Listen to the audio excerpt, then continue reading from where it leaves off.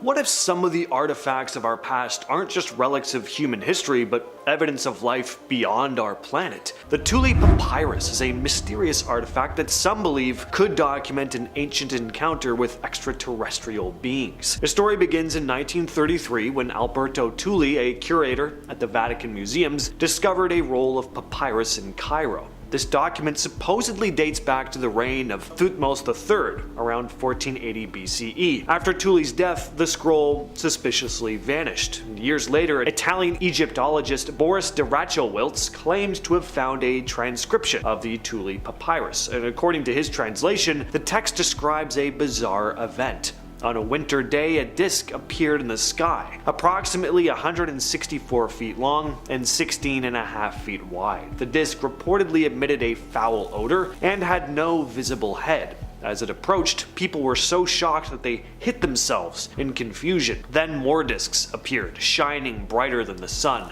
followed by fish raining down from the sky. Pharaoh ordered incense offering to calm the Egyptian god of Amun-Ra and mandated that the occurrence be recorded for posterity. The Ica stones, which come from the Ica province in Peru, are made up of a type of volcanic rock. They vary widely in size. There's small palm-sized pieces to massive boulders over 1.5 feet across. What's interesting about these stones is what's carved on them. They seem to depict an unknown ancient civilization with astonishingly advanced technology. The figures are shown in scenes with all this complex technology and medical practices. Some stones depict surgeries like heart and brain operations, C-sections, organ transplants. There's also images that suggest knowledge of astronomy, with figures looking at the stars through telescopes, and carvings of flying machines and spaceships, or at least what looks a lot like them. So how could a civilization capable of such advanced technology have existed so long ago, and how is there no physical evidence of them outside of the images carved on these stones? No ruins, no artifacts, no remains have surfaced to support the existence of this society. So are these genuine relics of a long-lost civilization, or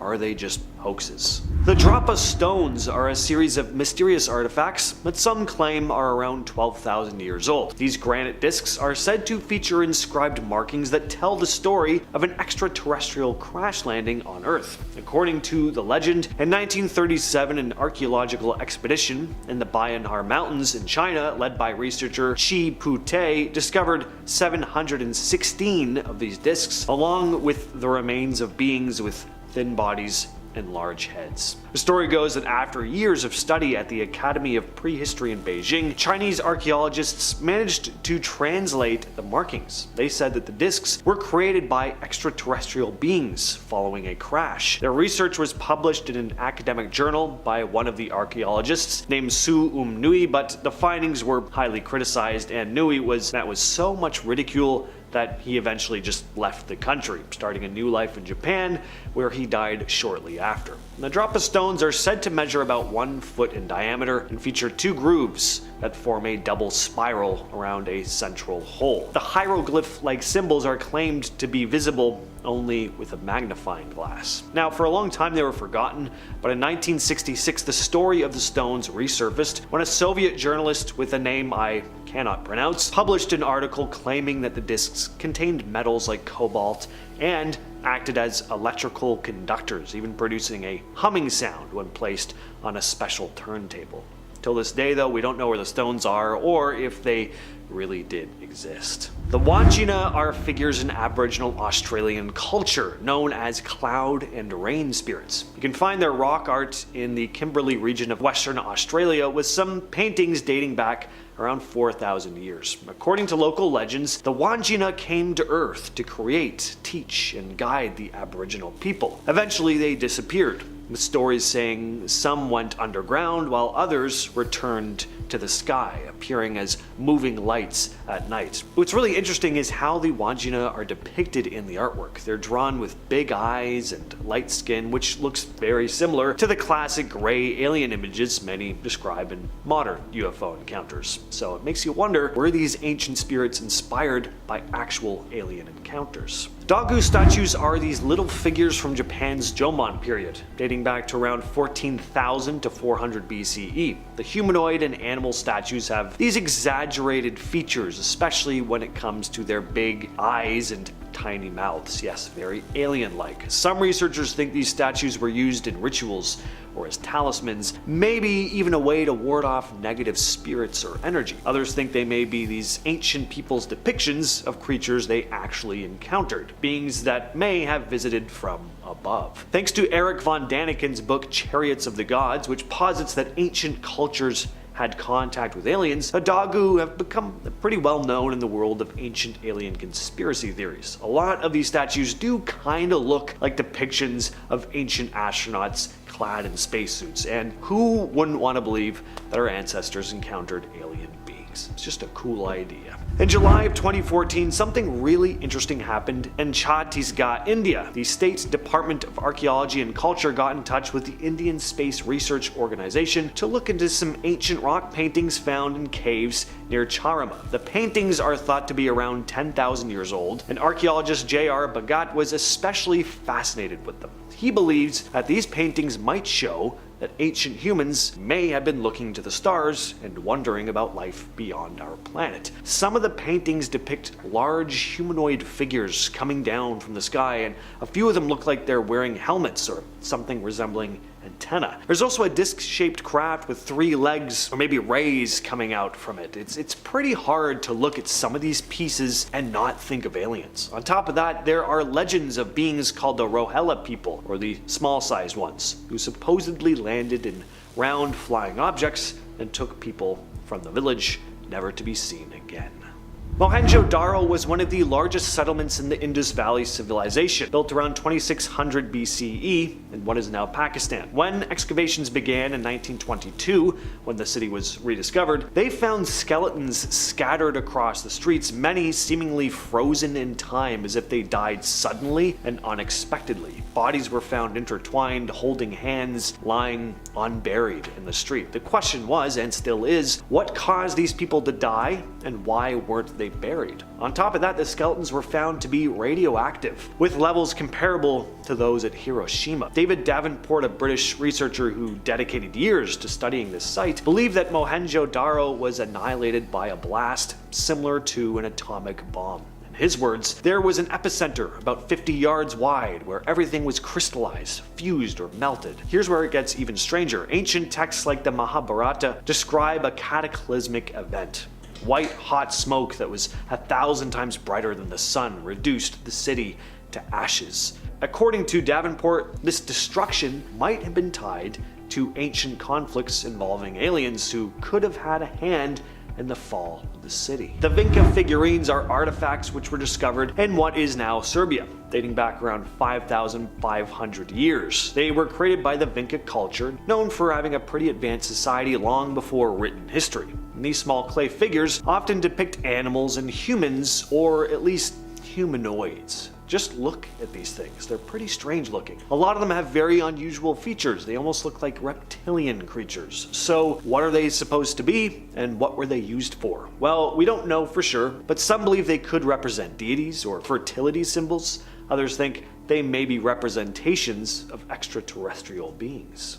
The Sabu disc is an ancient Egyptian artifact that dates back to around 3000 to 2800 BCE. Discovered in 1936, this disc was found in the tomb of an official named Sabu, hence the name. It's made of schist, a type of stone, and has a really unique design. For the time it was created, that is. Looking at the thing without context, you think it was just a broken off piece of wheel from some kind of machinery or something. Scrap metal. But that's exactly what makes this artifact seem so out of place. The thing looks like a steering wheel, but it's highly unlikely to be, so then what is it? Some people think it could have been some sort of ceremonial object, seeing as it was buried in Sabu's tomb. Others think it might have had some sort of practical purpose that we just don't understand. The disc's design just seems way ahead of its time. Could it be a tool that was part of a larger, advanced machine? Is it evidence of extraterrestrial technology, a gift from visitors from another world?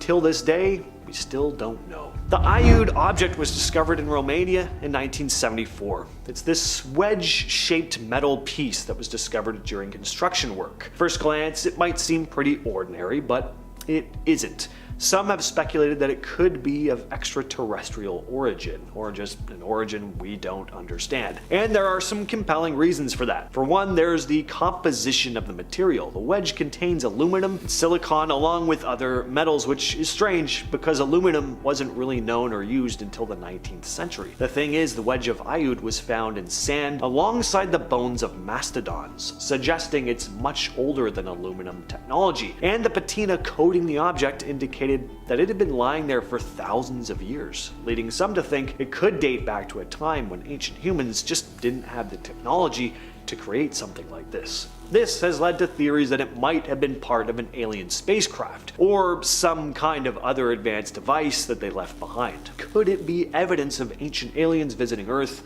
and interacting with our ancestors? Again, we just can't say for sure. Up first is Ötzi. Ötzi is a Neolithic mummy, a natural mummy, so called because his embalming process was not intentional. It was the arid and cold weather of the extreme altitude of the Tyrolean mountains where he passed which was responsible for this mummification, and it was so complete that he was preserved as he fell for more than 5,000 years. Due to this exquisite level of preservation, there are numerous fascinating details that were discovered. Ötzi, for example, was covered in tattoos, but these were found to be medicinal tattoos, hash lines and marks made over old injuries, the pain of the tattoo helping to mask the pain of the injury. Ötzi was about 45 when he passed, having lived a hard life and already grizzled by the hard world he lived in, and he carried numerous fascinating artifacts which eventually helped us unravel the mystery of his passing. Thanks to the analysis of his stomach contents and the pollen therein, we've been able to map out his path through the elevation of the mountains. It seems that Ötzi was actually driven into the mountains, forced to flee for his life. He had eaten 2 and 8 hours before his passing, and had eaten the meals at different altitudes, showing that he was forced to continue marching through the mountains. We now know that he initially descended into the valley, worked on his tools, and was there accosted. He suffered a defensive wound to the palm of his hand as he tried to block the blade of a stone implement, managing to escape his pursuers, and then worked on repairing his arrows. Then something happened which drove him even farther into the mountains. Likely as he fled for his life, he would be hit in the back with a stone-tipped arrow at high altitude, which eventually ended his life. But Ötzi wasn't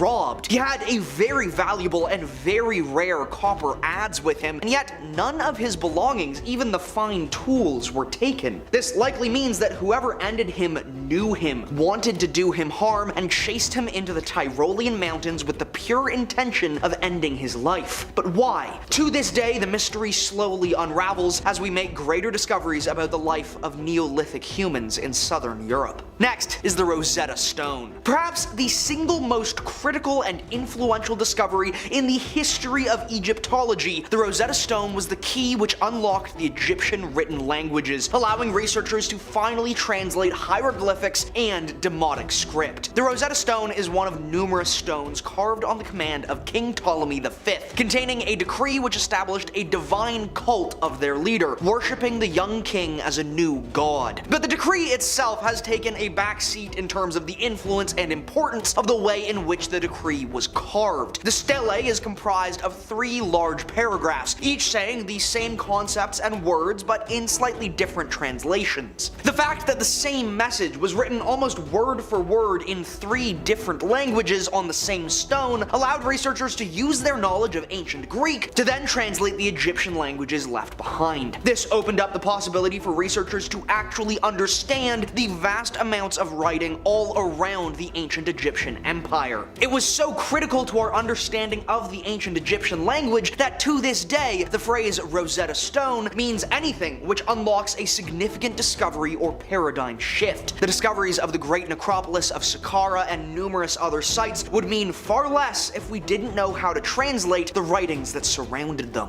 Next is Pompeii. Pompeii is especially notable because it offers a rare opportunity for researchers to examine an immediately preserved snapshot of Roman life. The city was buried by the eruption of Mount Vesuvius in 79 AD, which destroyed the city in a single afternoon, buried under toxic ash and rock. While horrifying, this had the beneficial effect, for us today at least, of instantly encasing the entire city, preserving it as it was with no influence from the rest of history. This is an unparalleled level of access and accuracy through a window into the past. Very few sites have this level of in situ importance. Hundreds of entombed Romans have been recovered, many in heartbreaking positions, which serve to remind us that these were all people, just like you or me, and while the ash fell, they held their loved ones, prayed, tried to hide, and in some cases tried to get in a little bit of fun before their world ended. It's considered to this day to be one of the best sources of knowledge and information on the daily life of a Roman citizen within the empire.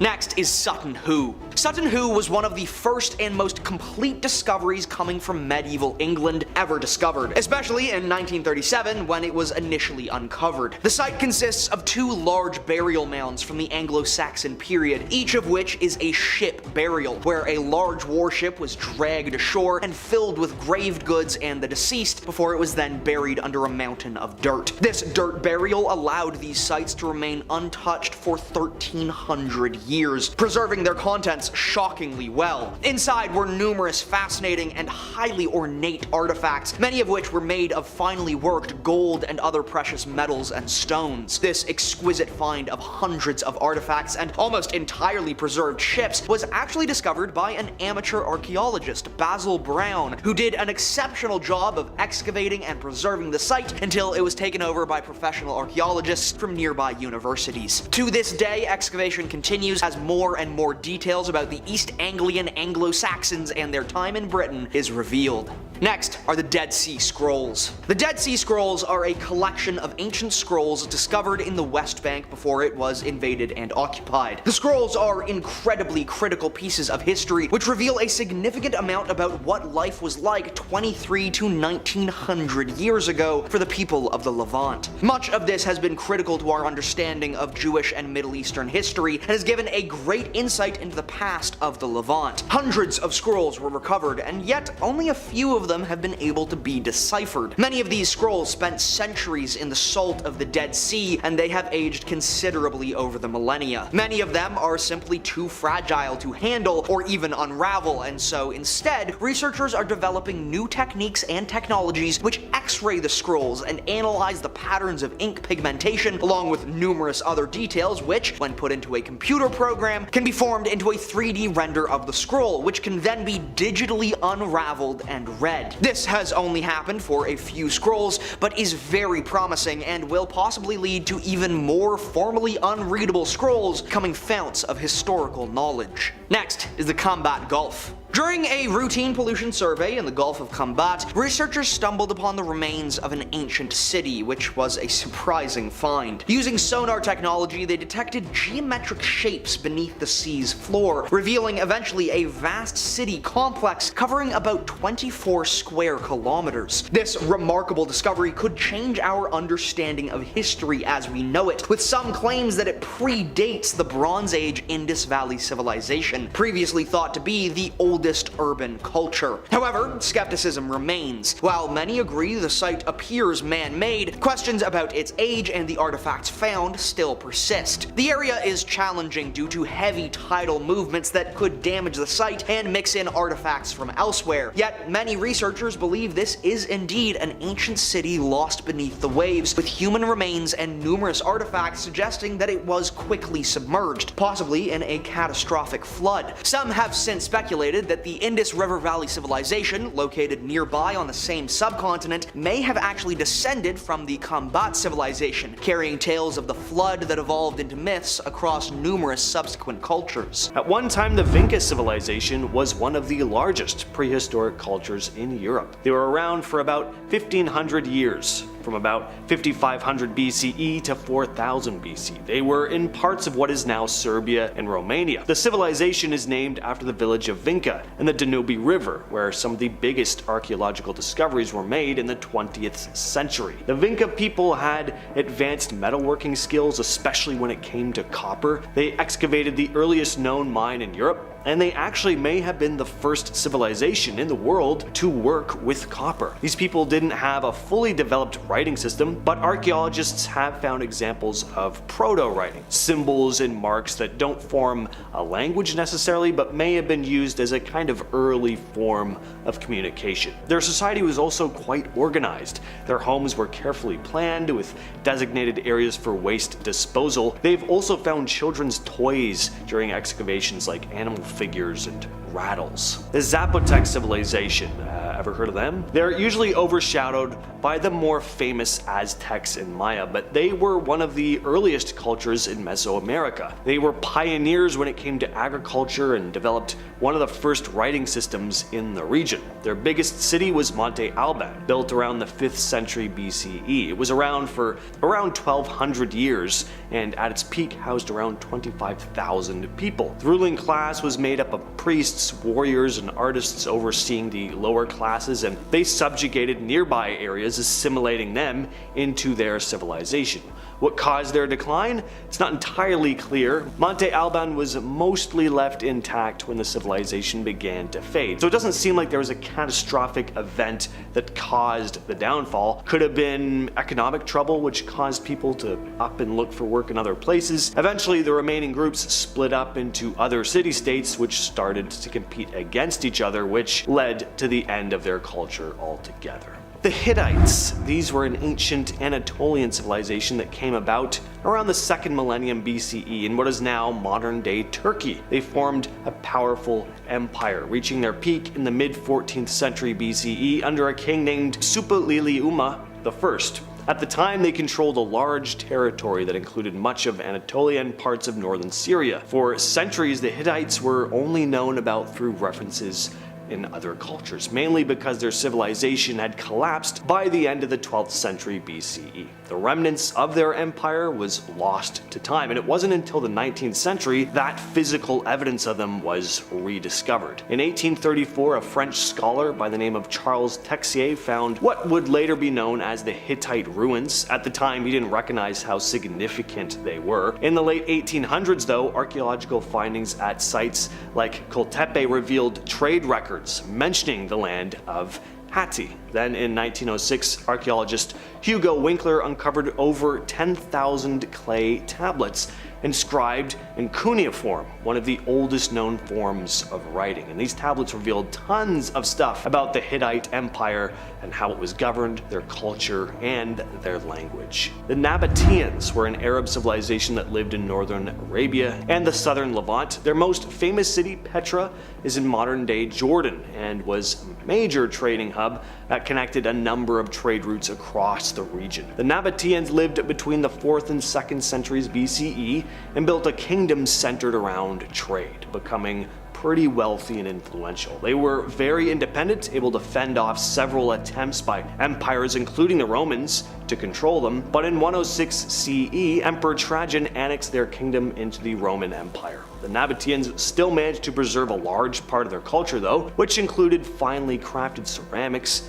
and very distinctive architecture, like the rock-cut buildings found in Petra. Their history dates back to at least 312 BCE, when they were first mentioned in battle reports. As they expanded, they gained control over key territories, including Damascus. Petra became quite the city, home to around 20,000 people at its height. Over time, the Nabateans adopted Greek as the dominant language, and by the 5th century, many of them had converted to Christianity. The civilization's decline began with the rise of new Arab groups, and eventually, the Nabatean culture dissipated. The Clovis people. These were an ancient group that lived in North America around 13,000 years ago. They're known for their stone tools, especially their fluted projectile points called Clovis points. The Clovers were some of the earliest known human inhabitants in North America. In 1929, a 19-year-old named Ridgely Whiteman discovered a Clovis site near Blackwater Draw in New Mexico. The site contains stone tools along with the remains of mammoths, which was evidence that there was human activity during the Pleistocene era. Before this, another big discovery happened in 1927 at the Folsom site, where the remains of a now extinct bison species were found alongside human-made tools. This was the first definitive evidence of humans in the Americas during that period. Excavations at Blackwater Draw revealed thousands of artifacts over several years, confirming the existence of a culture that relied heavily on hunting large game like mammoths. The Clovis people were highly mobile hunter-gatherers, but their culture didn't last forever. As the megafauna began to dwindle, so did the way of life for the Clovis people. That, along with the extinction of mammoths, which they may have relied heavily on for food.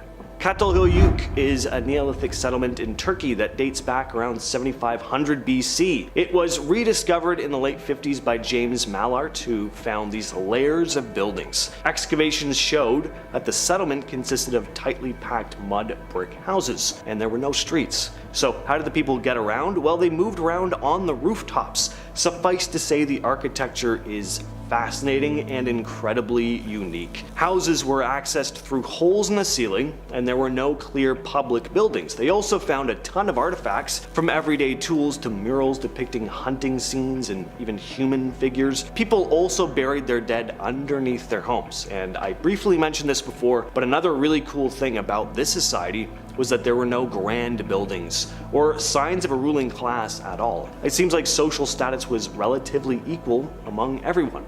The people at Çatalhöyük were also into agriculture, growing grains like wheat and barley, while also hunting and gathering.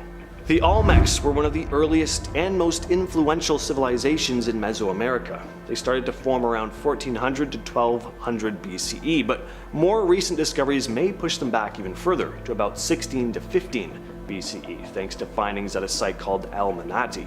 The Olmecs are believed to have evolved from early farming cultures in the Tabasco region dating back as far as 5100 BCE. Their first major center was San Lorenzo. Tenochtitlan, the region's fertile land, and the Coatzacoalcos River helped support a pretty sizable population, leading to the rise of an elite class that demanded fancier goods. And the elites traded for materials like jade and obsidian found in far-off places, which means they had a trade network across Mesoamerica.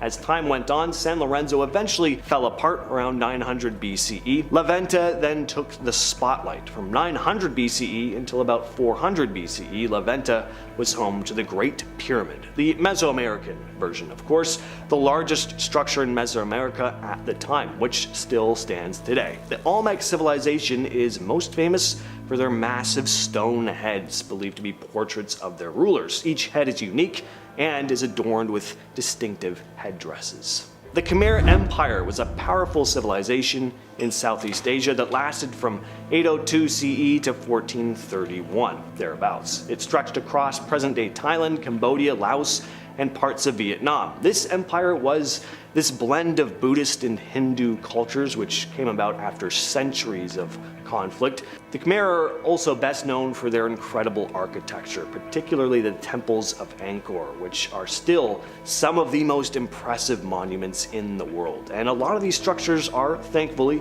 still in remarkably good condition to this day. But like a lot of great civilizations, the Khmer Empire eventually began to decline. As for why? Well, one possibility is that the migration of Thai people slowly encroached on Khmer territory, similar to how Germanic tribes moved into the Roman Empire. This gradual takeover may have weakened the Khmer's political influence over time. Others think that constant warfare is what did them in. Another theory is that there could have been changes in the climate that messed with their agriculture. If rainfall patterns changed, the Khmer might have struggled to maintain their farms, and mass amounts of people would have had to leave. The Nabta Playa people lived in southern Egypt around 6,000 to 11,000 years ago. They were primarily nomadic, moving around in search of food and water. Eventually, some members began to settle in the area, forming a more permanent civilization. As the climate started drying out, the region transformed into a desert, which would have sucked for them, but it did help preserve a lot of the artifacts that they left behind. One of the most famous things they left behind is the stone circle of Nabta Playa, which is the oldest known astronomical site on Earth.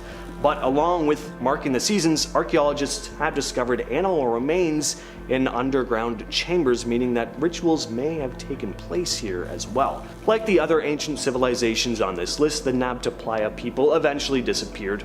Climate change played a major role in their decline, pushing them to migrate and adapt elsewhere. And finally, the Minoan civilization lived on the Greek island of Crete from around 3000 to 1000 BC. They were a distinct culture recognized as the early ancestors of later ancient Greek society. The Minoans had pretty interesting religious lives, which included animal sacrifices, big festivals, and a number of cults celebrating nature and fertility. Egyptian hieroglyphs reference the Minoans, and from this we can determine they were active traders. They were also skilled in arts, coming up with beautiful pottery and intricate frescoes, but their civilization fell away, and one theory is that it was thanks to a volcanic eruption in the nearby Santorini Islands, which could have unleashed all these devastating tsunamis and ash clouds. Another theory comes from the Greek historian Herodotus, who thought that plagues and diseases might have been the cause. But like most of the ancient civilizations on this list, we don't know exactly how they disappeared. One of the most fascinating things in archaeology has to be the disappearance of mass amounts of people, leaving behind their artwork, artifacts, and architecture, and questions about who they were and why they left their homes and cities behind. Seeing as we don't have the technology to fly around the world in 10 minutes yet, we're going to share these incredible places with you through the power of the World Wide Web. And we're starting off the list with a pretty amazing civilization, the Indus. They existed from around 3300 BCE to 1300 BCE in what is now Pakistan and northwest India. It's often called one of the world's oldest civilizations, but they were pretty advanced. They had sanitation systems that wouldn't be matched until the Roman times, which is pretty crazy. They had busy cities with well-planned streets, houses, and even indoor bathrooms, apparently. Two major cities, Harappa and Mohenjo-Daro, are probably the most well-known. These cities had intricate brickwork, drainage systems, and there's evidence of a written script that we haven't even been able to fully decipher to this day. These folks were not just good at city building, they were also savvy traders. The Indus people traded with Mesopotamia, using boats to transport goods. Agriculture was a big deal too, with well-irrigated fields for growing crops. But around 1300 BCE, the civilization started to fall off. We're not entirely sure why. Some think it could be due to climate change affecting their water sources, so people up and left migrating southeast. Today, all that's left of the ancient city of Angkor in Cambodia is Angkor Wat, this beautiful temple complex, which also happens to be the largest religious structure in the entire world. Yeah, it's pretty remarkable, and as large as it is, it's still only just one part of a city that used to be larger than modern-day New York City. Angkor, the capital of the Khmer Empire. This place had magnificent temples, including Angkor Wat, so you can only imagine how many more amazing structures there were, considering how vast this place was. But around the 15th century, the city declined and was eventually abandoned. There may have been environmental stress here. The complex irrigation system may have strained resources, causing soil depletion and impacting food production. There could have also been prolonged droughts that affected their ability to support a large population. Researchers aren't exactly sure how many people lived there, of course, but considering the size, there were probably a lot. And there were also power struggles and invasions, which weakened the Khmer Empire, eventually leading to the decline of their largest city, followed by the empire itself about 300 years later. This next civilization was also pretty incredible, but things didn't end quite as smoothly for them as the first point on this list. Rather than people just moving and settling somewhere else because of issues with agriculture, it looks like things ended pretty violently for the Anasazi. The Anasazi Anasazi were an ancient Native American people who lived in the Four Corners region of the United States, where Colorado, Utah, Arizona, and New Mexico meet. They were skilled builders, creating these impressive homes that were carved into the sides of cliffs. These dwellings were kind of like the skyscrapers of their time. They towered over everything else in the region until the 1880s, when actual skyscrapers came into play. But for as advanced as they were, things did not end well. The theory is that they were dealing with a long-term drought, and deforestation was happening too. They were using up a lot of wood, probably for building and cooking. Add water management issues to the mix, and it's easy to see why things started to fall apart. Tensions rose due to desperation, and that's what likely led to violent conflicts. And by around 1300 AD, the Anasazi had mostly dispersed. Next on the list, we have the Rapa Nui civilization on Easter Island. This is the island with all those amazing stone statues known as moai. The fact that they were able to carve these things out of volcanoes and then transport the 14-ton behemoths around the island is a pretty incredible feat. For a long time, it was a complete mystery as to how they actually did it, but it turns out they would have used a system of ropes with a team pulling the statues back and forth, making the moai kind of like walk. It's pretty cool. So what went wrong with the Rapa Nui? Well, scientists dug into the dirt, looking at ancient charcoal pieces and pollen in the soil, found that the Rapa Nui had chopped down almost every tree on the island. Then rats on the island were eating the tree seeds before new trees could grow, so the forest was completely wiped out. Without trees, the people lost their ability to make rope and canoes, and apparently they started burning grass to make fire. This was all pretty bad, and you can bet tensions were high, and things would have gotten even worse when Europeans showed up in 1722. The first Europeans to set foot on Easter Island. You know, they did their thing. They didn't come in peace. It's about as classic as it gets, unfortunately. And if that wasn't enough, by the 1870s, waves of smallpox and a major Peruvian slave raid hit the Rapa Nui, and these were the last nails in the coffin for the already small population on the island. Next up are the Mississippians. The Mississippians were a group of Native American societies that thrived in the southeastern United States from around 800 to 1600 AD. They were known for building these complex societies with impressive mounds, and Cahokia was one of their biggest and most impressive cities. This place, located near present-day St. Louis, Missouri, was the largest pre-Columbian settlement north of Mexico. At its peak, it had a population of around 20,000 people, possibly even double that. It had enormous earthen mounds, including the famous Monk's Mound, which is still one of the largest man-made earthen mounds in North America, but it eventually fell. Around the late 13th century, the population began to dwindle, and by the 14th century, the city was largely abandoned. Nature slowly reclaimed the area. It's not very clear what led to the decline. There aren't explicit records from that time, but it was probably a combination of things, environmental and economic.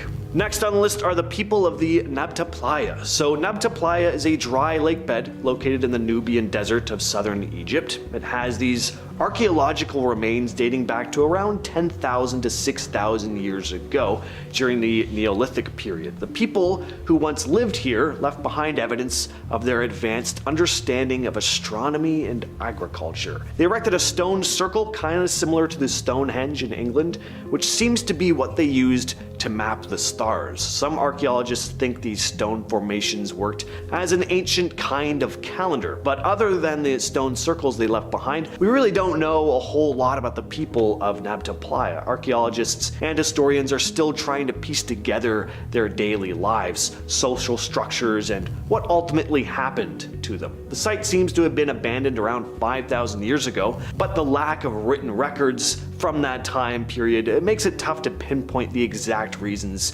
behind their disappearance. Next up, we have Çatalhöyük. Çatalhöyük in central Turkey is not only one of the first known urban settlements in the world, but also one of the strangest. So instead of streets like you have with most cities, I mean every city, here all the homes and buildings were connected, and to get around, people walked along the paths on roofs and then descended down into their homes with ladders. Looking at images of the place, it looks almost like a big ginormous honeycomb type of formation. It's very unique. There aren't really any places like it. There were also no cemeteries. Residents buried their dead underneath their own homes. The fate of its inhabitants is still mysterious, which isn't surprising considering how ancient it is, but around 6700 BCE, the site was abandoned, and researchers are still piecing together the reasons behind it. The ancient city of Thonis, which now sits at the bottom of the Mediterranean Sea. I love ancient underwater cities. There's just something so beautiful but eerie about them at the same time. So Thonis was an Egyptian city located near the mouth of the Nile River. It was one of the most important port cities in ancient Egypt, a thriving port city during the time of the pharaohs, a center for trade with Greece and other Mediterranean countries, and it played a big role in the Egyptian economy. The city had these grand temples and statues dedicated to the various gods and goddesses of ancient Egypt, but then it sank. There were probably natural disasters like earthquakes, and of course the sea levels rose, and for centuries this place was lost and forgotten until underwater archaeologists discovered its ruins in 2000, with divers finding well-preserved artifacts like statues, pottery, and religious objects. Alright, we gotta talk about it. The lost city of Atlantis. Atlantis was a legendary city first mentioned by the ancient Greek philosopher Plato, and according to Plato, Atlantis was this powerful and advanced civilization that existed around 9,000 years before his own time, so that's about 11,000 years ago from today. But it's still a complete mystery as to whether or not this place really did exist. A lot of uppity scientists say it didn't, but they also sound very not fun. It's said that Atlantis had a sophisticated government, advanced technology, and a prosperous economy.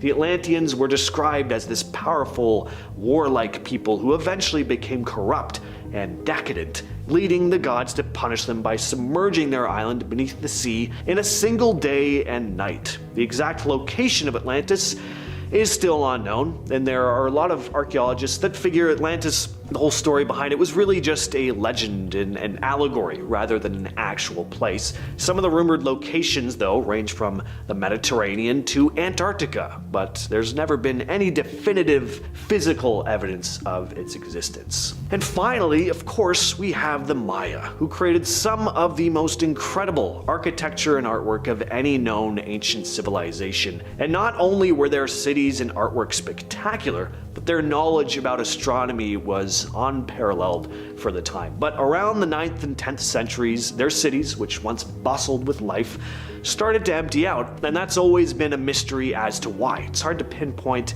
an exact cause because parts of the civilization fell at various times. It was a wide-stretching civilization with various languages and practices across the board, but there are some ideas as to what happened. Environmental stress is usually a big factor.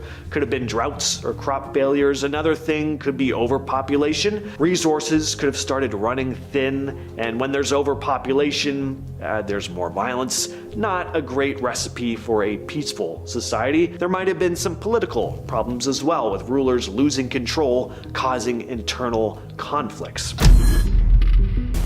Starting off this list in our number 10 spot, we have Jaekelopterus, the giant sea scorpion. Swimming in the ocean might seem adventurous, but if Jaekelopterus still prowled the seas, we'd probably stick to dry land. This giant sea scorpion, measuring up to 8 feet long, yes, 8 feet, was one of the largest arthropods to ever exist. Living around 390 million years ago, it was the apex predator of its time, ruling the ancient waters with terrifying authority. Equipped with massive crushing pincers that could make quick work of any prey, Jaekelopterus wasn't just big, it was built for domination. Its segmented body allowed for agile movement through the water, enabling sudden bursts of speed to ambush unsuspecting victims. Some scientists believe it had highly developed eyesight, giving it an even greater advantage in the murky depths. Now, think about this. Modern scorpions can be unsettling at just a few inches long. Imagine one that's the size of a car door, lurking beneath the waves, ready to snatch you with claws the size of baseball bats. Its mere presence would redefine our understanding of dangerous waters. Beach vacations? Forget about them. It's creatures like Jaekelopterus that make us grateful for the mass extinctions of the past. While we worry about sharks or jellyfish today, our ancient ancestors, had they existed, would have faced a far more formidable foe. So the next time you're wading in the ocean, take comfort in knowing that this prehistoric nightmare is safely locked away in fossil record.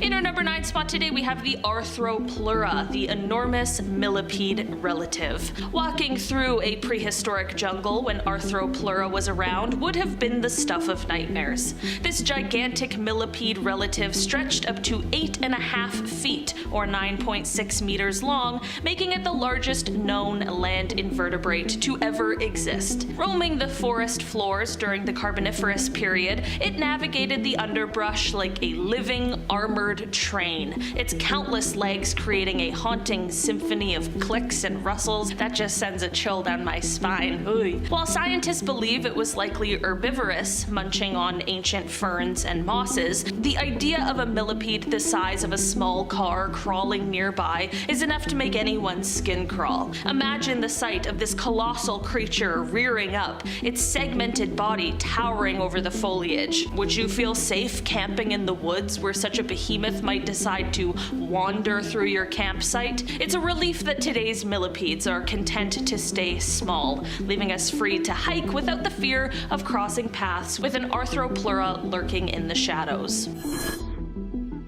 In our number 8 spot today, we have the Helicoprion, the buzzsaw shark. If you are a fan of this channel, then you definitely know that swimming in prehistoric oceans came with a multitude of terrifying possibilities, but by far one of the most terrifying is the possibility of crossing paths with the Helicoprion, the legendary buzzsaw shark. Stretching up to 25 feet or 7.6 meters long, this ancient predator didn't just rely on size to intimidate. It sported one of the most bizarre and fearsome jaws in the history of marine life. Instead of a typical shark's grin, Helicoprion's lower jaw housed a spiral of razor-sharp teeth coiled tightly like a deadly saw blade. This whirl of teeth wasn't just for show. When it clamped down on prey, the spiral would spin inward, slicing through soft-bodied creatures with gruesome efficiency. Scientists are still debating exactly how this jaw mechanism functioned, but the consensus is clear. You wouldn't want to find out firsthand. Just think,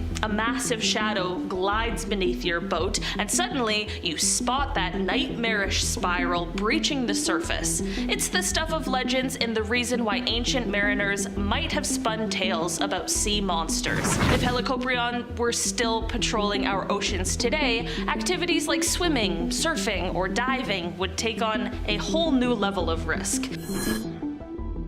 In our number 7 spot today, we have the Gorgonops, the saber-toothed predator before dinosaurs. Stalking the prehistoric plains long before dinosaurs reigned, Gorgonops was a predator you'd be thrilled doesn't exist today. This fearsome creature, about the size of a large wolf, was nothing like the canines we're familiar with. Sporting elongated saber-like teeth, it could take down prey with a single powerful bite. Its muscular body and sharp senses made it a top-tier hunter, allowing it to dominate the late Permian period without contest. Its primary targets were large herbivores, which it hunted relentlessly, ensuring it had no shortage of meals. The mere thought of such a formidable beast roaming around is enough to make anyone grateful that it's safely tucked away in the annals of history.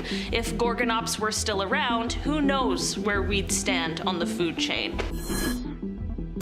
In our number number 6 spot today we have Meganeura, the giant dragonfly. Soaring through prehistoric skies, Meganeura was a winged giant that would put today's insects to shame. With a wingspan stretching over 2.5 feet or 75 centimeters, this colossal dragonfly didn't just flutter about catching gnats. It was the apex aerial predator of the Carboniferous period. Dominating the atmosphere, it hunted other sizable insects and perhaps even small amphibians, turning the skies into a battlefield. Its immense size was made possible by the planet's higher oxygen levels back then, allowing creatures to grow to extraordinary proportions. Now imagine taking a casual stroll and needing to duck as a dragonfly the size of a hawk zips overhead, its enormous compound eyes locking onto movement with predatory precision. Outdoor barbecues? Forget about it, because you'd be on the menu this time. If Meganeura were still around today, we'd probably think twice before leaving the safety of our homes, let alone consider activities like paragliding or skydiving. The thought of sharing our airspace with such a behemoth is both thrilling and utterly terrifying, making us appreciate the relatively tame insects buzzing about in our current era. In our number 5 spot today, we have Thalattocon Saurophagus, the lizard-eating ruler of the seas. Thalattocon Saurophagus was the marine nightmare you'd be relieved to know is extinct. Measuring up to an impressive 28 feet or 8.6 meters in length, this early ichthyosaur wasn't content with just snacking on fish. It wielded massive, razor-sharp teeth designed to seize and dismember large prey, including other marine reptiles. Its name literally means lizard-eating ruler of the seas, and it more than lived up to that title. Think of a creature combining the size of a small yacht, the agility of a dolphin, and the ferocity of a killer whale, all wrapped into one formidable predator. If the Thalattocon were still patrolling our seas today, leisurely swims and seaside vacations might be daring feats reserved for only the bravest among us. The mere thought of this colossal hunter lurking beneath the waves is enough to make anyone shudder. So as you enjoy your next beach day, perhaps spare a thought for the ancient seas where giants like the Thalattocon ruled, and be glad they're confined to the pages of history. In our number 4 spot today, we have Pulmonoscorpius kirktonensis, the giant terrestrial scorpion. Roaming the misty swamps of ancient Scotland,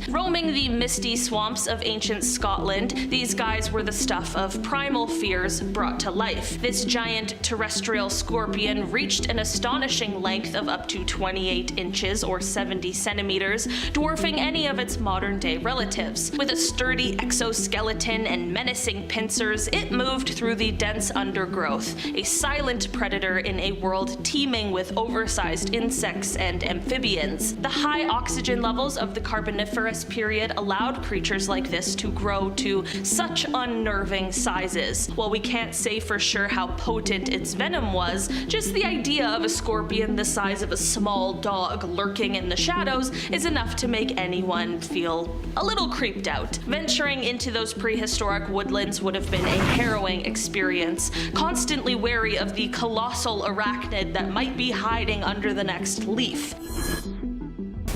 In our number 3 spot today, we have Asteminosuchus, the crowned crocodile of the Permian. Asteminosuchus roamed the middle Permian period as a crowned colossus, a creature that would make anyone grateful it's extinct today. About the size of a modern cow, this hefty therapsid was anything but ordinary. Its skull was a spectacle of nature, adorned with multiple horn-like projections jutting out in various directions, giving it a fearsome and almost mythical appearance. These bizarre bony outgrowths weren't just for show, they likely played roles in display, defense, or dominance battles. Encountering this crowned crocodile in the wild would have been a heart-stopping moment. Even though scientists believe it was herbivorous, or maybe omnivorous, its intimidating look and sheer bulk would make you question whether to stand your ground or run for the hills. If Asteminosuchus were still lumbering around today, our hikes and camping trips would take on a whole new level of adrenaline, and perhaps we'd really reconsider who's at the top of the food chain. In our number 2 spot today, we have Hatzegopteryx, the giant pterosaur of Transylvania. Soaring over the ancient landscapes of what is now Romania, Hatzegopteryx wasn't your average pterosaur. It was a flying behemoth that redefined what it meant to be terrifying. With an estimated wingspan of 36 feet or 11 meters, comparable to a small aircraft, this colossal creature dominated the late Cretaceous skies. Unlike its slender-necked relatives, Hatzegopteryx had a robust skull and a thick neck like Mike Tyson, suggesting it didn't just snack on fish or small animals. This airborne predator likely hunted larger prey, possibly even targeting small dinosaurs unfortunate enough to catch its eye. Its fossils were discovered in Transylvania, a region already steeped in legends of eerie beings. Back then, the area was an island teeming with unique and isolated species, making it a perfect hunting ground for a predator of such magnitude. Just imagine a predator that combines the wingspan of a fighter jet with the predatory instincts of a hawk. If Hatzegopteryx were still around today, our skies would be a lot more frightening, and airplane pilots might have some formidable traffic to contend with. It's enough to make you thankful that this Transylvanian terror is confined to fossil records, leaving us to only wonder what it would have been like to witness such a majestic yet terrifying creature in flight. And finally, in our number 1 spot today, we have Camaraoceras, the massive shelled cephalopod. Dwelling in the depths of the ancient Ordovician seas, Camaraoceras were a colossal shelled cephalopod that would make even the bravest sailor think twice about setting sail. With a towering shell that could reach up to 30 feet or 9 meters in length, this behemoth was essentially just a gigantic armored cone with tentacles. It was the undisputed ruler of the seas, an ambush predator that turned the ocean floor into its personal hunting ground. These guys would lie in wait, its massive shell blending in with the seabed, while its tentacles extended outward, ready to snare anything that ventured too close. These tentacles weren't just for show, they were powerful appendages capable of seizing and subduing prey with terrifying efficiency. Once caught, the unlucky victim would be drawn into a sharp, beak-like mouth that could crush shells and bones without mercy. The sheer size and predatory prowess of this ancient cephalopod would make even the largest of today's marine animals seem insignificant. It's creatures like these guys that make us grateful some monsters remain trapped in the pages of history. Starting off our list today with the peoples of Nan Madol, who lived approximately 1,200 years ago in the ancient city Nan Madol off Pompeii, Micronesia, located in the Western Pacific, about 2,500 miles southwest of Hawaii. The civilization lived on the east side of the island, but the materials used to build their civilization were only ever available on the west side. And so the people of Nan Madol must have journeyed from one side of the island to the other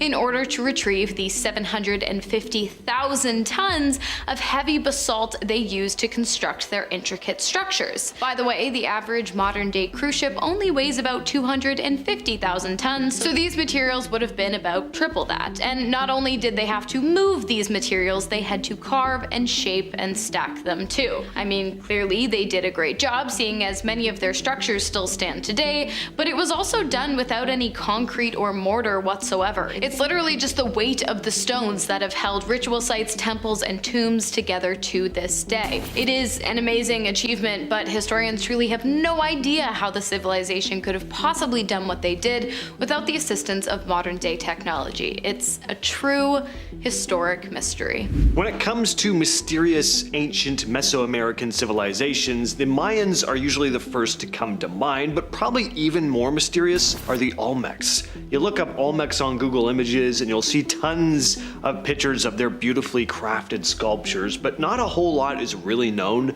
about their culture or why they disappeared. They were one of the earliest civilizations in the Americas, living in what is is now southern Mexico, around 1200 to 400 BCE. From what has been left behind, they were a pretty advanced civilization, but even still, so much about them has been lost to time. They're probably most well known for their colossal stone heads, massive sculptures, some weighing as much as 40 tons, often depicting human faces. The fact that the Olmecs transported and carved them without the type of technology we had today is pretty impressive. They may have also developed one of the earliest known writing systems in the Americas, but only a few inscriptions have ever been found, and they're hard to decipher. They seem to influence later cultures though. Their art style, some of their religious symbols, they appear in other Mesoamerican societies that came along after the Olmecs had vanished.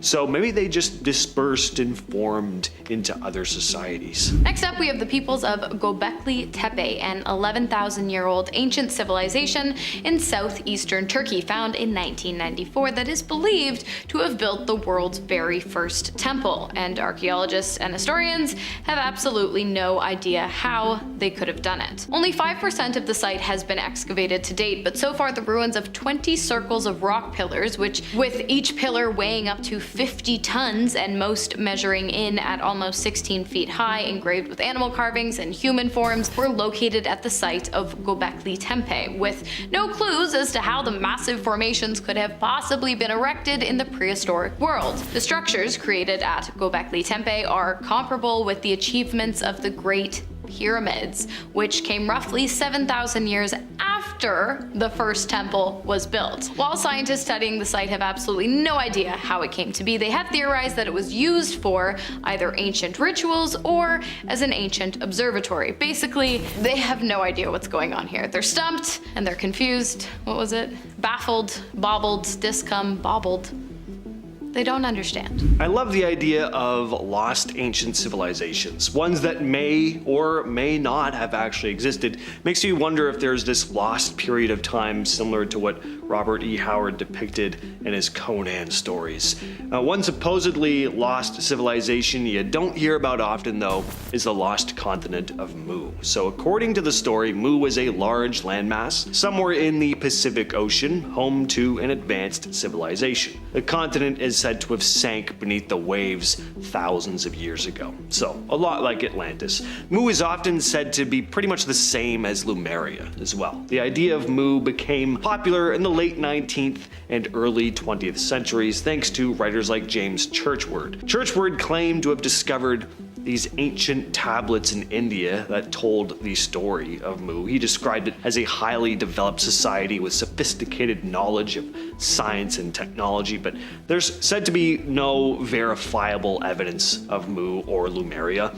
The idea that an entire continent would just sink like that in such a short amount of time is just not really how it works. The land may break apart and drift over time, but it wouldn't just vanish without a trace. Still though, there could be a grain of truth behind the legend and others like it. Stories of Mu might be based on real events that have just been misinterpreted over time or embellished. Could be referring to smaller islands that were submerged, for example. Next up, we have the Kofun tombs, 16,000 ancient tombs, the largest of which is over 1,000 feet wide and 1,600 feet long, which is twice as long as the largest tomb in the Great Pyramid of Giza. The Kofun tombs are located in Japan. They are tightly sealed, and for some reason, they also look like a giant keyhole. Historians assume that the Kofun tombs were built for the 16th emperor of Japan, Emperor Nintoku, who supposedly died in 399 AD at the age of 109. But since they have yet to excavate the sacred site, there is really no way to know for sure. Right now, it's really just one big mystery, and it's looking like it might stay that way, unfortunately, or fortunately, because the grounds are classified as a sacred religious area. Trying to enter them is illegal, and trying to dig them up would surely land you at least 1 or 2 years behind bars. I think we should maybe just let this one rest and remain a mystery. Sometimes it's nice to wonder. Next, we head to China with the Sanxingdui, an ancient culture and archaeological site found in 1986. It's one of the most mysterious archaeological finds in China. Now, there were clues about an ancient society in the area discovered all the way back in 1927, but a much larger scale excavation was carried out in 1986 after workers digging a ditch stumbled on these two large pits filled with thousands of artifacts, which turned out to be over 3,000 years old. The Shangxing culture produced incredible art and craftsmanship unlike anything seen from other ancient Chinese cultures. Included in the artifacts were bronze masks, gold and jade items, and intricate statues. One of the biggest mysteries of Shangxing is why the civilization suddenly vanished. The artifacts seem to hint that they were a highly developed society, but there aren't any written records or any clear explanations for why they would have disappeared. It also seems like they were different from other ancient Chinese cultures. Their art and their artifacts are so unique that they don't seem to fit with the known history and development of ancient China. So when it comes to who these people were and what their culture was like, we really can't say for sure. Next up, we have the Boskop man, a potential prehistoric, now extinct, human-like species that could have lived as recently as 10,000 years ago and might have had craniums much larger than our own. It is estimated that their brains could have been up to 30% larger than our own, and if that was the case, their IQ would have been around 149. The average IQ in America is 98. However, the increased intelligence would of course depend on where the Boskop man carried the majority of their brain mass, as intelligence increase generally happens in the prefrontal cortex of the brain, which is largely responsible for our highest cognitive functions like decision making, memory, and self-awareness. With that being said, perhaps their frontal cortices were so big that they became so self-aware they ended up enlightened and eventually decided to become one with the universe. This of course is all scientific speculation, seeing as the only evidence of the peoples are partial skull fragments, but many scientists seem to believe the theory, so personally I'm on board with the highly intelligent prehistoric men that probably would have beat me in a game of chess, but I think anyone would. I suck at chess. Next on the list, we have the city of Cahokia, which is located in what is now Collinsville, Illinois. At one time, it was a thriving city built by the Mississippian culture. Today, visitors can't explore the city, or what's left of it anyway. There's not much. It is pretty cool though. It just looks like a series of oddly shaped hills, but these hills weren't naturally formed. They're man-made dirt mounds that were once home to thousands of people. Cahokia started as a collection of small villages around 1050 AD, but by 1250, it was one of the largest settlements in the Americas. But then it was mysteriously abandoned or destroyed. We still don't know exactly what happened.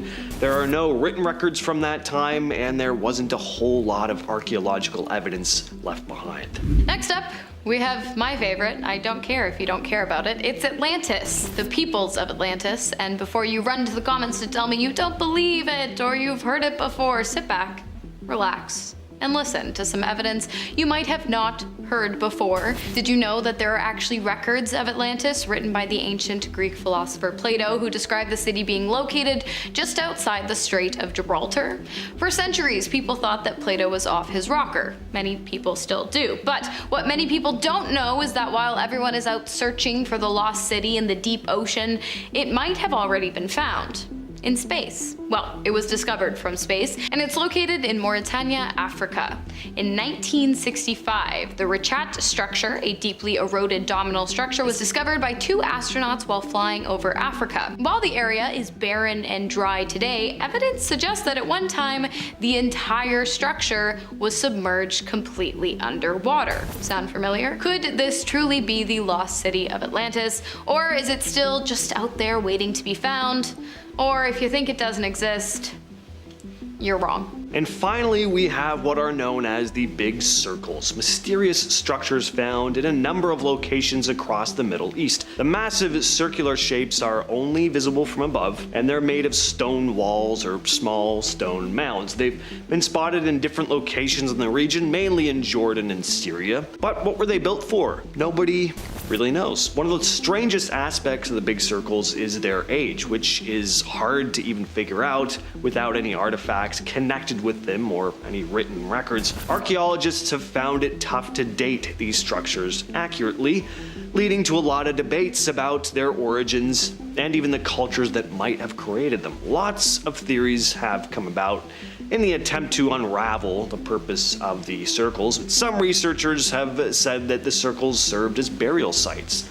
Others speculate that they may have been used to house animals, but the walls aren't really high enough for that, most of them only having been built a few feet high. Of course, we have a bit of a similarity here to crop circles, and hey, we all know the conspiracies surrounding them, so I find this one kind of cool. Were there really giants roaming the earth in ancient times? Well, with cases of massive 8, 10, 12, even 18-foot bones being unearthed, It certainly seems like there's more to our history than we're often taught. Let's check it out. So pictured here is a man named Les Eaton lying next to a skeleton in a doctor's office. Keep in mind, Les Eaton was 6 feet tall, and this thing just dwarfs him. The skeleton was discovered in 1933 near Steelville, Missouri. A young boy had been searching for arrowheads when he stumbled on something a little more interesting, a skeleton measuring over 8 feet in length. The skeleton was in pretty good condition too. A local doctor named Dr. Parker had it displayed in his office for a while, allowing people to come and gawk at the sheer size of the remains or lie next to it and have someone take a photo of them. Eventually, it was sent to the Smithsonian Institution for further study, but that's really all the information there is about this guy. After it was shipped off, it was never heard about again. There's been little to no follow-up information available, so it's definitely understandable why some people think there could be something sus going on here. 8 foot plus would be considered giant today, so imagine all the necks that would have broken looking up at this guy sometime between 1000 and 200 BC, when the average height of a female was merely 5'1" and the average height of a male was 5'8", which, to be fair, isn't that far from the average height of men and women today, with women coming in at 5.4 and men 5.9. Still, the discovery of an 8 foot 1.5 inch skeleton was a massive find when it was excavated near a massive burial mound in Ohio back in 2012. At the time, the skeleton belonged to the tallest man ever recorded in human history. Of course, today that record has been broken by 9.5 inches, but still. Along with the incredibly tall skeleton, lead researcher on the project, Hugh, found many other bones of unusual size, including what he described as a giant jawbone. Oh, and all of the bones found at the site were authenticated by the Smithsonian Institution. So you can rest easy tonight knowing that this giant prehistoric man was 100% undeniably real. Or you can toss and turn through nightmares of him chasing you through a dark forest. It's your choice. Back in 1870, a story came out in the paper about the discovery of an 18-foot skeleton. Not the skeleton of some gigantic animal either. No, this was said to be a human skeleton, or something resembling a human. Really hard to say if an 18-foot tall giant can be classified as simply a human. Now, could this one have been an incredible exaggeration or a hoax? Of course, but it is really fascinating that this was a story that had been published in a newspaper. The story came out in the Oil City Times in 1870. It read, "On Tuesday morning last, while Mr. William Thompson, assisted by Mr. Robert R. Smith, was engaged in making an excavation near the house of the former, about half a mile north of West Hickory, they exhumed an enormous helmet of iron, which was corroded with rust. Further digging brought to light a sword, which measured 9 feet in length. After some little time, they discovered the bones of 2 enormous feet. Following up on the leads they had unexpectedly struck, in a few hours' time they had unearthed the well-preserved remains of an enormous giant belonging to a species of the human family, which probably inhabited this and other parts of the world, at the time of which the Bible speaks when it says, 'And there were giants in those days.' The bones of the skeleton are a remarkable white. The teeth are all in their places and all of extraordinary size. When he was in the flesh, he must have stood 18 feet tall in his stockings. These remarkable relics will be shipped to New York early next week. These remains were found about 12 feet under the surface of a mound which had been thrown up probably centuries ago. Sometimes the government hides things from the public in order to keep us safe, and sometimes the government hides things from us because they want to keep us dumb, which is probably the case when it comes to the 12-foot skeleton that was dug up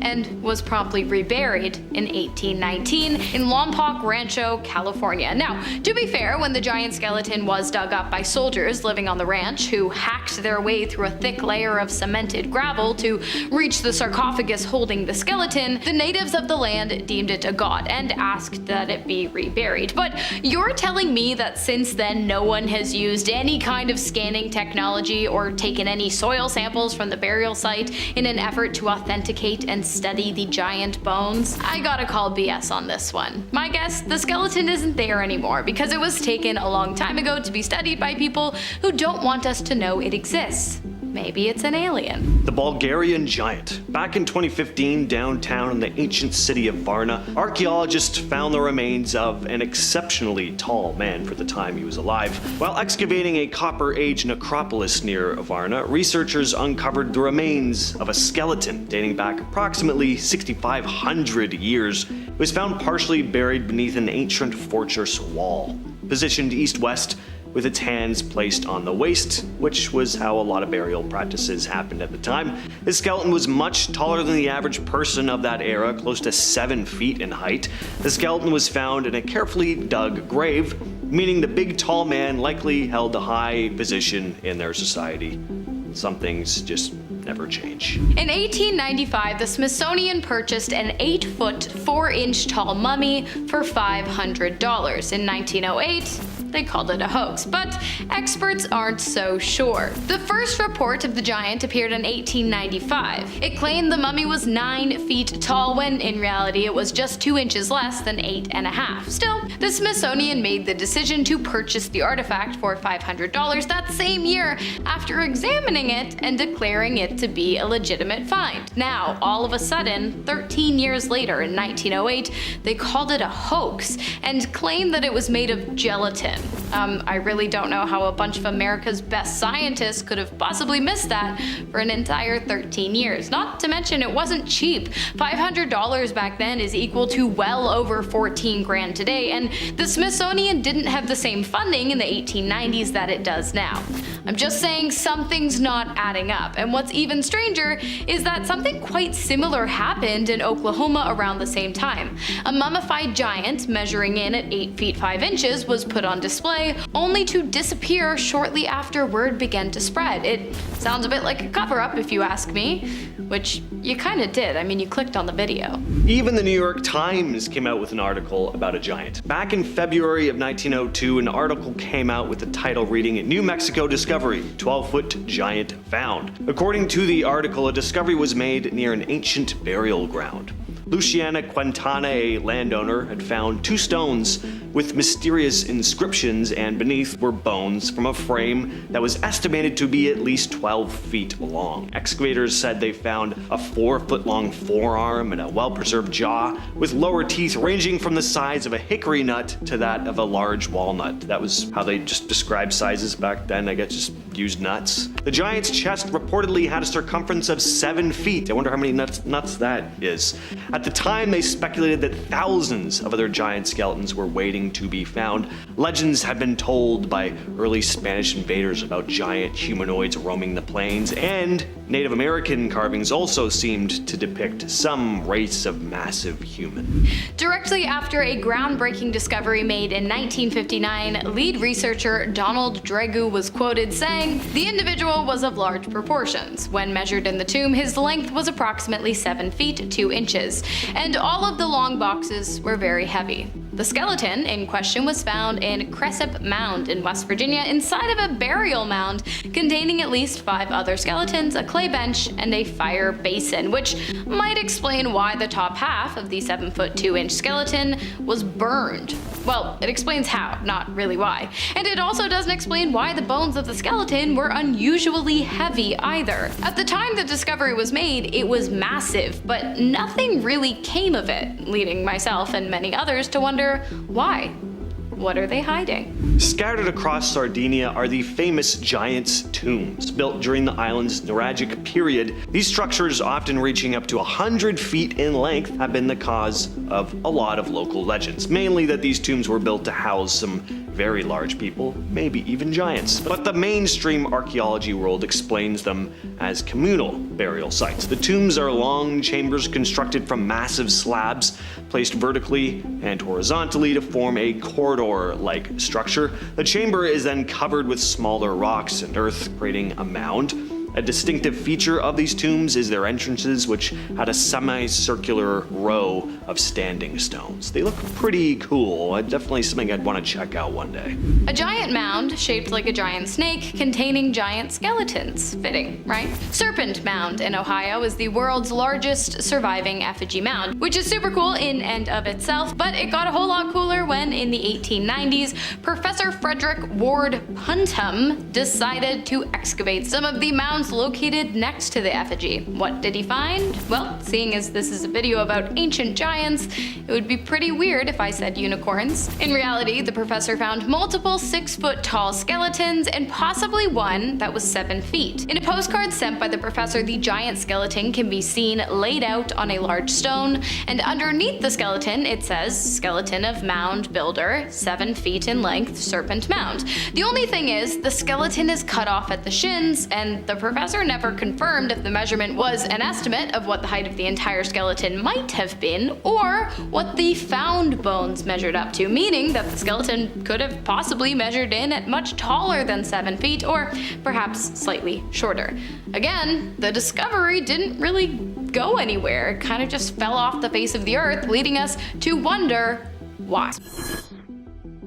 Starting off this list in our number 10 spot, we have the Kailasa Temple in India. This is one of the most jaw-dropping ancient wonders that seems almost impossible when you first hear about it. Carved directly into a massive rock face in the 8th century CE, this temple is part of the Ellora Caves complex, but stands out because it's entirely monolithic. It was crafted from a single piece of stone.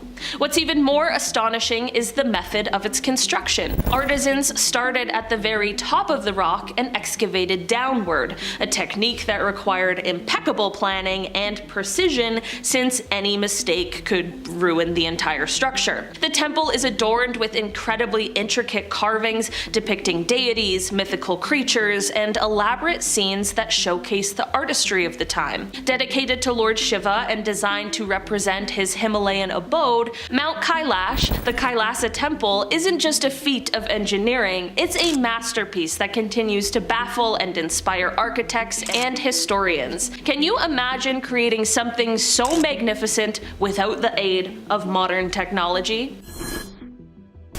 In our number 9 spot today, we have the Baalbek Trilithon in Lebanon. This is an ancient wonder that leaves even modern engineers scratching their heads. Located within the ruins of the Temple of Jupiter, these enormous stone blocks date back to the Roman Empire and are some of the largest ever used in construction. Each stone weighs around 800 tons. That's the equivalent to stacking about 130 African elephants. The question is, how did people over 2,000 years ago manage to move and precisely place such massive stones without the aid of modern machinery? While we don't have definitive answers yet, theories suggest that they might have used a combination of rollers, sledges, and sheer human effort, possibly involving thousands of workers. The precision and scale not only showcase the incredible engineering skills of the time, but also highlight how much we still have to learn about ancient construction techniques. In our number 8 spot today, we have the Hypogeum of Hal Saflieni in Malta. This is an underground marvel that seems almost too advanced for its time. Dating back to around 4000 BCE, this labyrinthine complex was carved entirely out of limestone using simple tools like antler picks and stones. It spans 3 levels filled with halls, chambers, and winding passages that could easily get you lost. What's truly mind-blowing is the builder's sophisticated understanding of engineering and acoustics. Some rooms are designed to produce unique sound effects. Imagine chanting in a chamber that naturally amplifies your voice in haunting ways. The precise workmanship and planning required for such a feat are astounding, especially considering the limited technology available over 6,000 years ago. The Hypogeum not only served as a necropolis, but also stands as a testament to the incredible ingenuity of ancient civilizations. In our number 7 spot today, we have the Banaway rice terraces in the Philippines. These are an astounding example of ancient creativity that defies what we might think possible without modern technology. Over 2,000 years ago, the indigenous Ifugao people carved these terraces into the steep mountainsides of Ifugao province, creating a vast network of rice paddies that seem to ascend endlessly into the sky. While these terraces themselves cover a significant area, the entire system of rice terraces in the region extends over 10,000 square kilometers. What's truly mind-blowing is how they achieved this feat with just stone and mud walls, carefully crafted to adapt to the rugged terrain. They engineered an elaborate irrigation system that channels water from the rainforests above, allowing them to cultivate rice sustainably on steep slopes. Even more impressive is that these terraces have been meticulously maintained by countless generations, all without the aid of modern tools.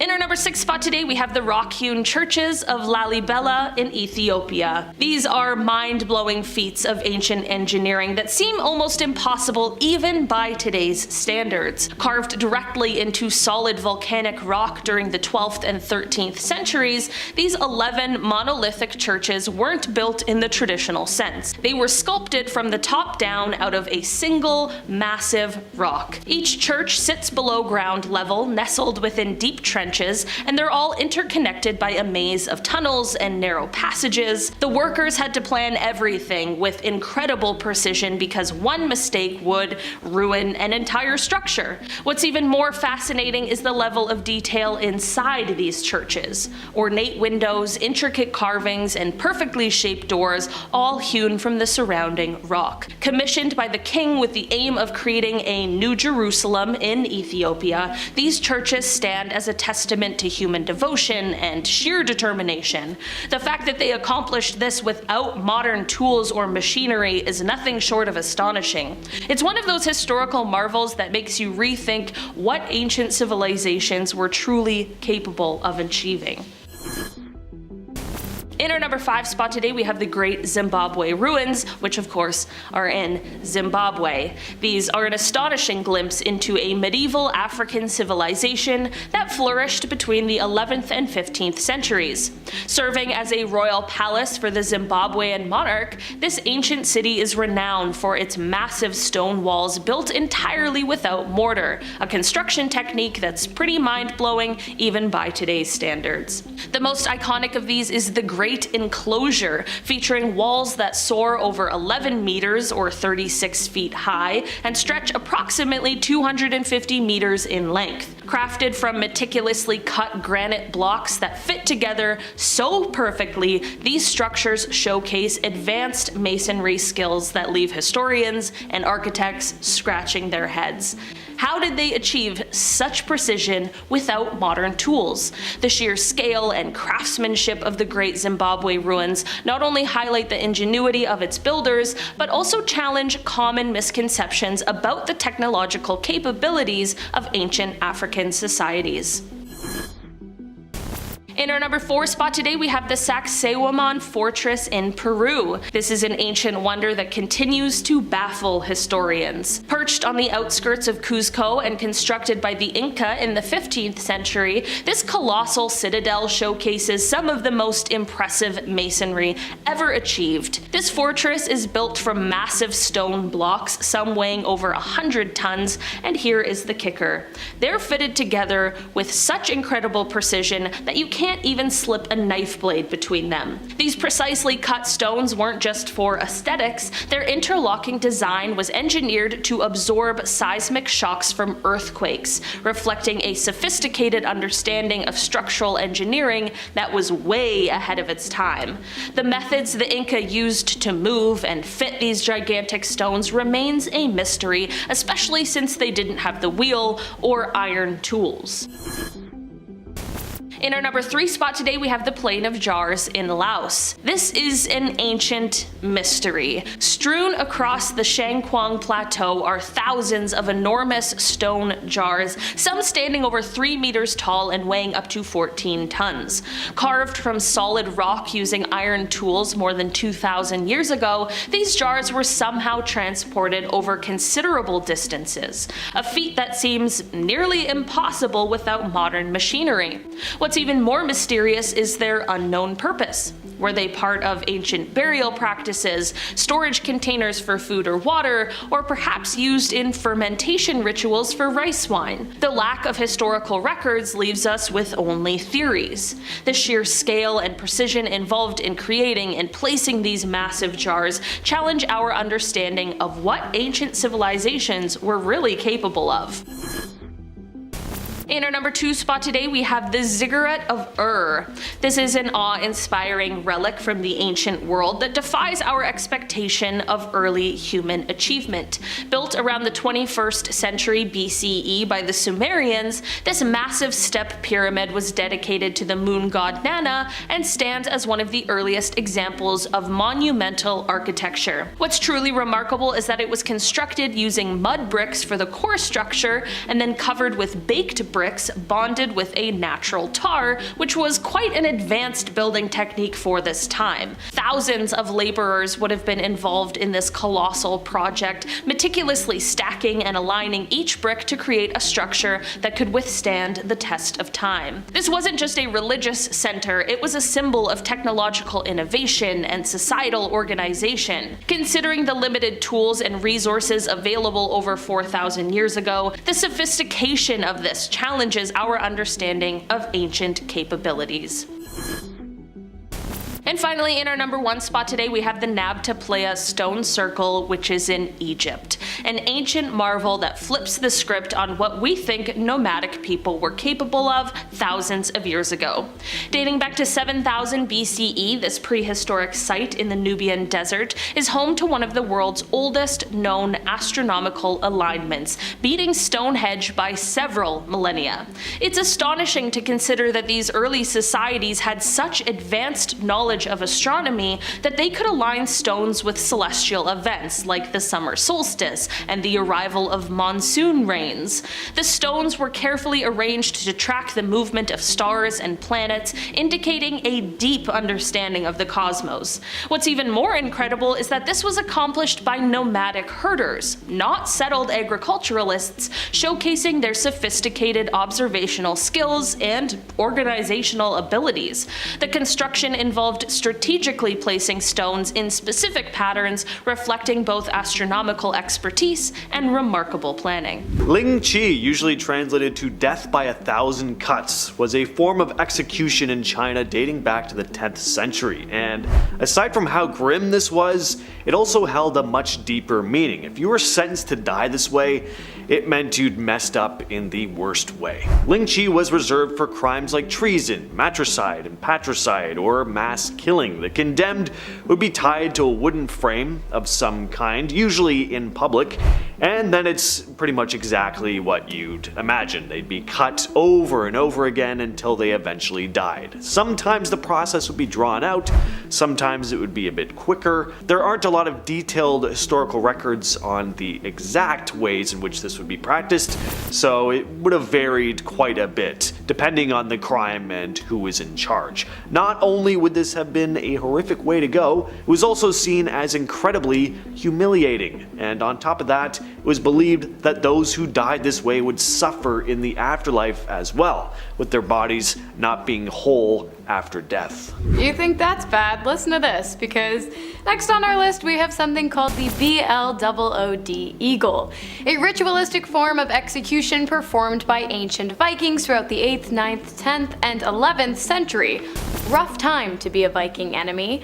I'm warning you now, it's about to get graphic. The BLOOD eagle consisted of a person sitting upright and then having the skin on their back cut down the middle and peeled to either side, and then having their ribs severed from their spinal cord in the back with some kind of ancient blade that probably wasn't sharp enough to do the job very quickly, meaning the process most likely took hours. Once severed from the spine, the ribs would then be broken to be positioned outwards like wings coming out of the back of the body. The back skin on either side was then attached to hooks, the hooks to ropes, and the ropes to two large wooden poles on either side of the person so that the Vikings could properly and gruesomely display their sick, eagle-inspired abomination. The Celts were often described as barbarians by the Romans. They were said to often rush into battle totally nude, they practiced strange rituals, and they had a real love of heads. Now, history is often written by the victor, so the Celts being these wild barbaric tribes may have been overstated, but there was some truth to what was written about them. Like the head thing, for example. Collecting heads as trophies is something a number of ancient civilizations practiced throughout time, but the Celts took things to a different level. They believed the soul was housed in the noggin, and liked using the human heads they lopped off in battle as decorative pieces. They'd hang them off their horses, they'd nail them to the walls, and decorate the fronts of their homes with them. Kind of like demented versions of Halloween decorations, only they weren't trying to be spooky, it was kind of like them putting their medals and trophies in their front lawns. Next up we have the Mayans. Just as a whole, those guys were super twisted. Honestly, it's hard to even know where to start. As a society, the Mayans were super big on torment and sacrifice, often removing the heads or hearts of their enemies in drawn out ways that many times began with beatings, burnings, and scalpings in order to appease the gods. These sacrifices were often made when new buildings or leaders rose within the civilization, and they were great architects, so that happened a lot. Another pretty gruesome thing they did is they played their own version of soccer mixed with basketball, except it wasn't that much like soccer or basketball because the team that lost had their heads cut off and used as the ball in the next round. Speaking of heads, they liked theirs flat and long, so they often used wooden boards strapped to the heads of young men and women to elongate their heads, and they also filed their teeth into points. I am sure there's more, but let's leave it there for now. Gladiators were held in pretty high regard in ancient Rome. Sure, many of them were slaves and criminals, but not all. They were all seen as strong, virile warriors though, and that meant there had to be some special power running through their veins. So when a gladiator died, it wasn't uncommon for parts of their bodies to be used to cure different ailments. Epilepsy was a big one. It was believed that consuming the red stuff from a fallen gladiator would give the epileptic person some of the strength the gladiator had in life. Gladiators' livers were also believed to be a powerful medicine, and even when it came to cosmetics, parts of gladiators were used. Their dead skin would be scraped up from bathtubs and used in face creams, which for some reason grosses me out the most. Imagine finding out that UFC fighters' dead skin was used in your bottle of facial moisturizer. Next up, while not as gruesome as the rest, I have a feeling talking about bed bugs is gonna make it pretty hard to sleep tonight. I get it if you're mad at me, but just remember, I'm doing it to myself too. Bedbugs were rampant in ancient times, and there really wasn't any way to get rid of them, meaning that ancient civilizations just had to deal with the infestations, the bites, and the itching, which of course often led to infection. The oldest bedbug specimen found in Egypt was 3,500 years old, and it was discovered in 1999, but recently, at the Mile Point Cave site in Oregon, researchers discovered an even older member of the bedbug genus that lived over 11,000 years ago, and would have likely fed on hunter-gatherer civilizations who seasonally frequented the caves. Yeah, count me out of this whole thing. How did a samurai test the quality of his katana back in the day? Traditionally, they would duel other samurai in what was known as sujigiri. Sometimes they'd practice with their new blade on criminals and corpses as well. But there was one other way to test the quality of a new katana or fighting style. Just attack a random passerby in the street. In the Sengoku period, the word sujigiri took on a whole new meaning, referring to samurai often testing their blades on innocent people out in the street. They would need to know their blade could cut through a person effectively before taking it into battle. So if there weren't any other options, what better way to test a sword than by doing just that? Usually the victims would be commoners wandering the roads alone at night. Sujigiri started becoming a real problem in the Sengoku period. The samurai just had too much power and seemed to kill indiscriminately. By 1602 though, the practice was outlawed, with offenders being sentenced to death. But that didn't mean it just stopped immediately. In the early years of the Edo period, innocent people were still being sliced up in the street. Here's something gross about the ancient Egyptians. Not only did ancient Egyptian men love the company of beautiful women, some of them really didn't care whether or not the woman was alive or dead. And so, as was typical in ancient Egypt, when a man died, he was embalmed right away, but when a beautiful woman died, she was actually left to decay for 3 or 4 days in order to make her less desirable to embalmers tasked with working on the preservation of her body.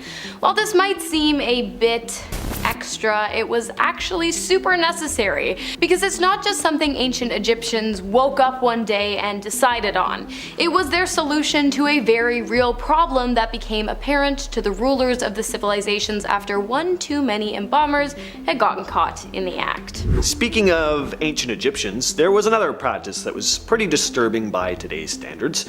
It wasn't uncommon for servants to be buried alongside their deceased masters, especially those of high rank, like pharaohs. This practice was seen as an honor, not a punishment. Egyptians believed strongly in an afterlife where they would continue their existence, and it was important to make sure there was a smooth transition. Being buried with their master meant the servant could continue serving them in the afterlife. Yeah, imagine you had to go into work one day and you found out your boss had just died. Then you're told you have to join them in their burial just because you work for them. Might sound strange to us today, at least I hope it does. Where are you working if that doesn't sound strange? But back then, it was seen as a sign of respect and devotion. And finally, let's talk hygiene. While when you think of ancient civilizations, your mind generally does not jump to self-care and cleanliness, rituals of cleaning and freshening up did exist back then, although they may as well not have. For this last point, I'm going to be specifically talking about ancient Roman hygiene, which, for starters, consisted of toothpaste fashioned out of powdered rat brains and using one's own urine as mouthwash. I love history movies, especially ones like Alexander the Great, but it's times like this that I'm super glad they haven't created some kind of 4D viewing experience that allows you to follow the movies with all 5 senses, especially smell. Oh, and remember a few years ago when toilet paper went flying off the shelves and people who didn't get to it in time started seriously freaking out? Well, the Romans wouldn't have minded, because their toilet paper was actually just a sponge tied to a stick that they shared. Oh, and due to methane buildup caused by a lack of irrigation in ancient times, their toilets often exploded. Oh, and their band-aids were made of cobwebs, but that's all the time we have for you today.